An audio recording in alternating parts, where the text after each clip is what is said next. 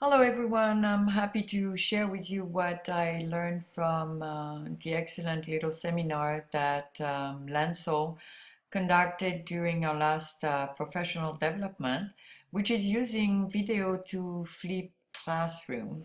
So what is a flipped classroom? It's a classroom that steps away from the traditional classroom where you are lecturing and the students are listening. As you know, it's not always easy to get their attention. We have a great variety of student learning and levels of abilities. So the flipped classroom is basically allowing the students to watch videos that you have created for them and to watch those at home or at the library and to work at their own pace while they're watching the video. They can replay, they can spend a little more time if necessary. I recommend using the Screencast-O-Matic software that Lancer uses, and it's actually very simple. It will help you prepare lessons for students to watch at home.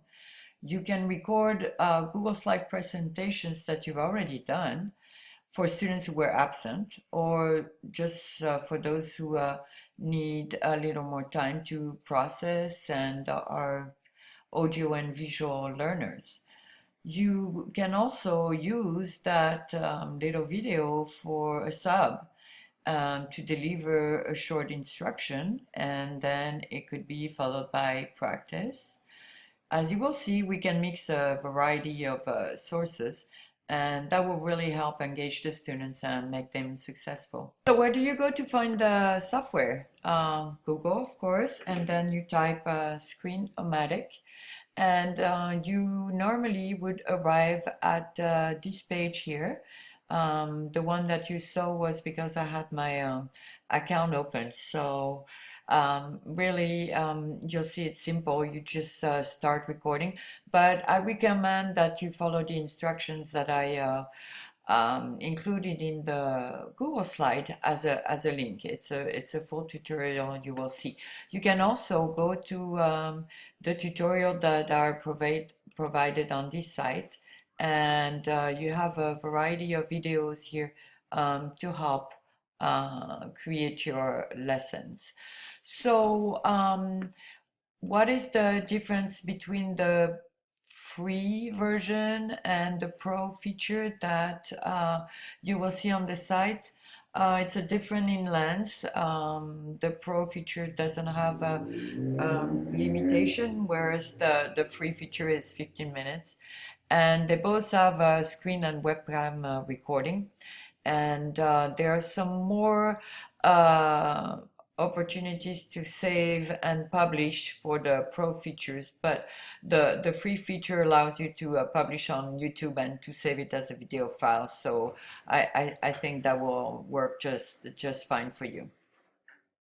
So we're back to the little Google slide presentation here, where I included the video that Lance created to give examples on how to create lessons. And we'll be listening to him for a couple of minutes, and you'll see what a great job he did, and maybe that will also inspire you to do the same. Hello everyone, and so if you're thinking about flipping your classroom or doing any kind of instructional video where the students are going to watch those videos outside of class time, there's a few things that you're going to want to keep in mind. And one of those things, as this picture implies, is you don't want to lose your kids. You don't want to leave anybody behind. And one of the ways that's likely to happen is if you think that they saw your video, but they didn't. And so we want to have a system of accountability in place for that. And we also want to have a way we can ask them questions and check for their understanding, and an outlet for them to ask us questions about the material that they just saw. And what I've personally found is that typically the questions that come in from video world are deeper. You know, there's a little bit more think time. And so I get questions from kids that might not normally ask questions in class. And then what I can do is I can answer those questions live in the classroom, and it builds kind of a bridge from video world back to the classroom, which is nice. And so the way I found that is an effective way to do all three of those things is through a Google form. And I'm going to show you how to make one of those in just a moment. But first, for those of you considering doing a content based instruction video, there's a couple things that I wanted to offer you. And so I've got a little sample video I wanted to do for you, or sample lecture. And I call this Economy 101, Why Are Things So Expensive? So this is just for fun. I thought it might be kind of interesting. But consider that picture there. Would we ever pay $100 billion for 3 eggs in the United States? Could we get to that level? This is a picture from Zimbabwe back in the 90s. And so if you're doing you're setting up your lecture, I would definitely have an objective and be really clear about that. And so maybe you've got your what, your how, and your why. The how, of course, is this is direct instruction. That's the nature of what we're doing. But in case you're wondering what the why is for this one, I used to teach a chemistry class, and one of the first labs we would do, we called it the alchemy lab. And the alchemists were the first chemists, and they were also the first counterfeiters. And what they try to do is make different things into gold, especially lead. And so what we do with the students is we would try and make pennies, turn pennies into gold. So you can watch the entire video from Lance on the Google slide that I will share with you. And he also explains how to create Google Forms. So as he said, you want to make sure that the students can be held accountable for the work and watching that video. And the Google Form is really an easy way to add that to the video. They can be uploaded at the same time, and the students can just do that after they watch the video. So please look at this one, and if you have any questions, of course, I can always help you. But the Google Forms, I think most of you already know how to use them, and if you don't, I'm happy to help you too if the video is not clear enough. So I was looking for a little sample lesson to find just an example how you can have content extraction here, like adverbs formation. And this one is very simple, it's not very glamorous, but it does the job, and that's easy to give the students the handout in class, or just, as I said, upload the Google Form so they can practice what they have learned after watching the video.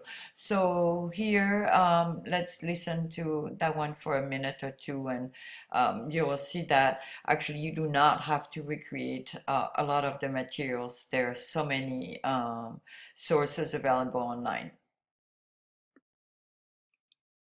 When we're using adverbs in Spanish, they work essentially like they do in English. And in English, our adverbs generally end in ly. For example, quickly or professionally. In Spanish, our adverbs generally end in mente.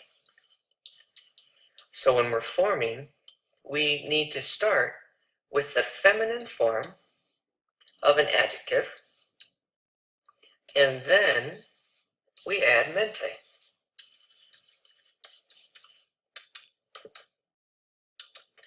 So if we wanted to say perfectly, for example, we would say perfecta, which is our feminine adjective of perfect, and then add mente. Perfectamente. Wow, it's pretty easy. All right, so what if we wanted to say, for example, intelligently? He speaks intelligently. Well, how do we say intelligent?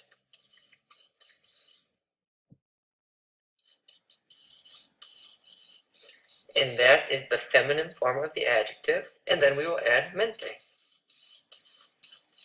Inteligentemente. Let's try another one. Let's say, we'll go back to our original example, quickly or rapidly. So we have rapido, put it into its feminine form, and we're going to add mente. Now, if your original adjective has an accent, then it conserves the accent when you add the mente. Well, how do we use them? Generally, we place the adverb after the verb. So we have perfectly. He works perfectly.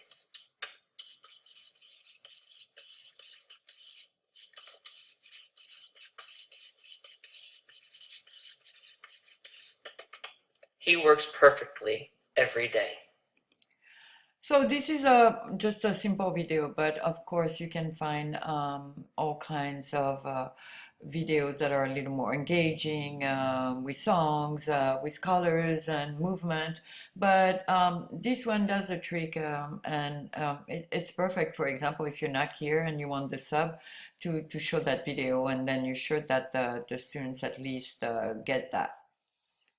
So besides the tutorials that can be found on the Screenomatic site, I found this one very useful. So I put the link there. You can also go on YouTube and find other tutorials to do that.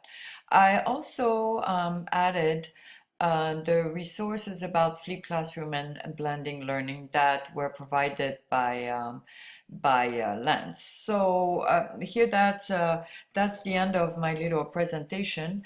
As you noticed, I forgot to turn off my phone. So when you do that, when you do your little videos, make sure that you turn it on silent, because you may be having some surprises. So if you have any questions, I'm still starting, as you can see. It took me a couple of hours actually to get that together. But once you get going, you know exactly what to do, what not to do. I believe it's easy. And you can start with simple things, as I said. Start with just a Google slide presentation and then assign work, and that's already a lot, because you can address people who are absent or people who need to go over and hear you, because it's one thing to add the presentation on the website, which is what I've done. All my PowerPoint presentations are available for kids, but sometimes they like to hear your voice and to hear as well as sing. So I'm gonna leave it there, and please come to see me if you have any questions. I hope that you will be inspired to use this great tool.